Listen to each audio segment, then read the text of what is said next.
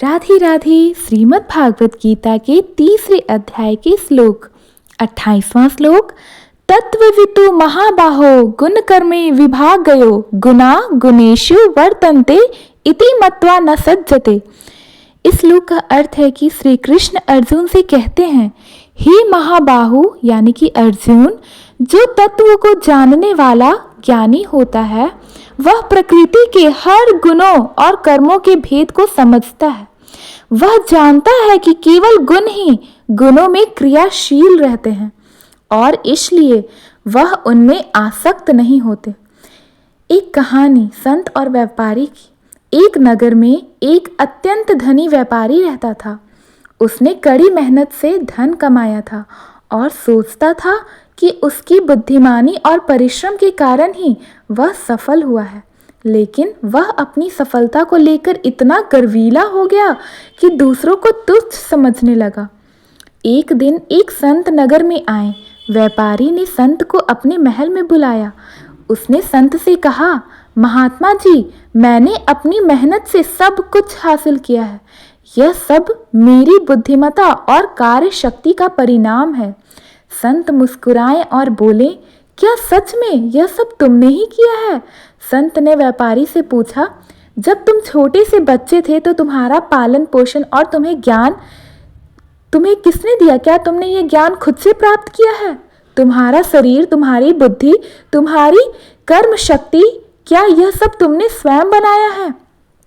तुमने यह अवसर, यह वातावरण, यह परिस्थितियां किसे दी? कैसे दी? कैसे बनाया? संत ने समझाया, यह सब प्रकृति के गुणों सत्व, रजस और तमस का खेल है। सत्व गुण तुम्हें ज्ञान और शांति देता है। रजस गुण तुम्हें कर्म और उद्यमशीलता देता है। तमस गुण तुम्हें आलस्य और मोह में डालता है। व्यापारी ने सोचा, संत सही कह रहे हैं। मैं सिर्फ एक माध्यम ही हूँ। असली कर्ता तो प्रकृति है, भगवान है। उसका अभिमान समाप्त हो गया और उसने संत के चरणों में गिरकर कहा, अब मैं समझ गया कि अहंकार व्यर्थ है। श्लोक का संदेश यह है कि हमारे कर्म केवल प्रकृति के 3 गुणों के कारण होते हैं। हम स्वयं कर्ता नहीं हैं। जो तत्वों को जानता है वह जानता है कि सब कुछ प्रकृति के गुणों द्वारा संचालित हो रहा है। इसलिए वह कर्म में लिप्त रहते हुए भी उसमें फंसता नहीं है। अहंकार यह सोचकर आता है कि हम स्वयं कर रहे हैं, जो भी हो रहा है सब मैंने किया है। लेकिन वास्तव में सब कुछ ईश्वर और प्रकृति की इच्छा से होता है। इस श्लोक से हमें यह शिक्षा मिलती है कि हम केवल एक माध्यम हैं और असली कर्ता प्रकृति और ईश्वर है, भगवान है।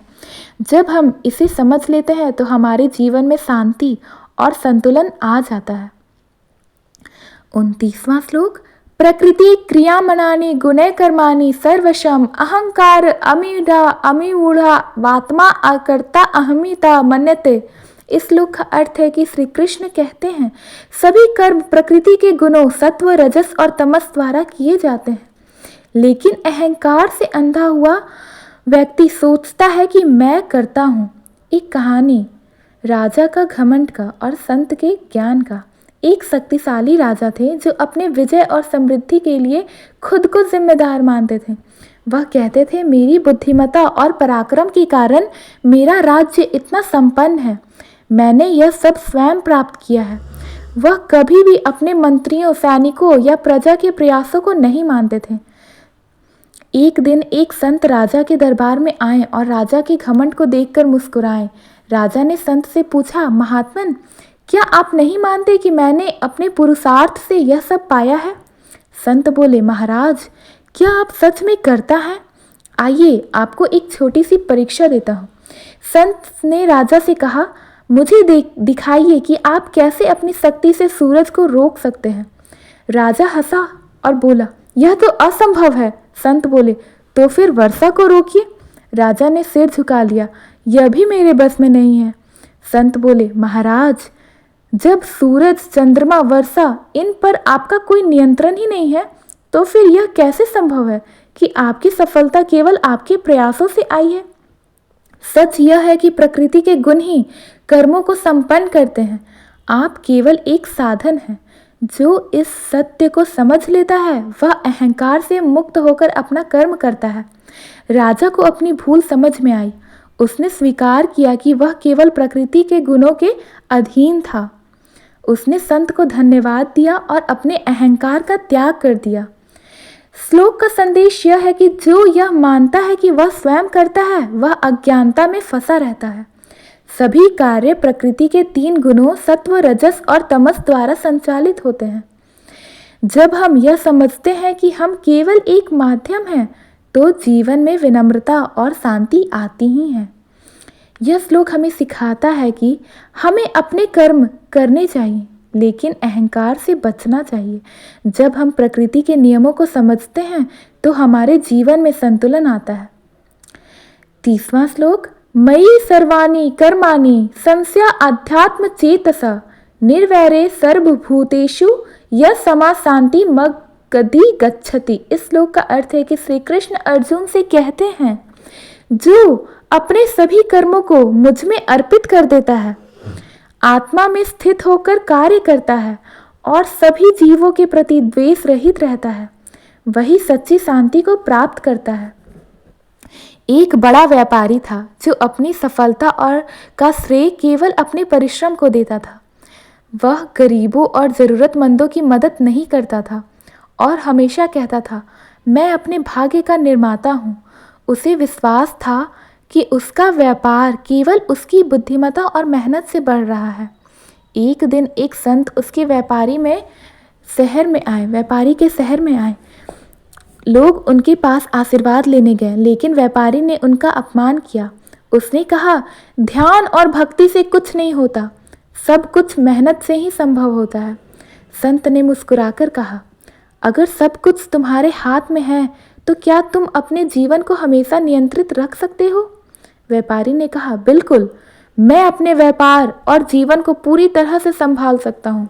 संत ने व्यापारी से कहा, अगर तुम अपने जीवन की कर्ता हो तो आने वाले संकटों को भी रोक सकते हो।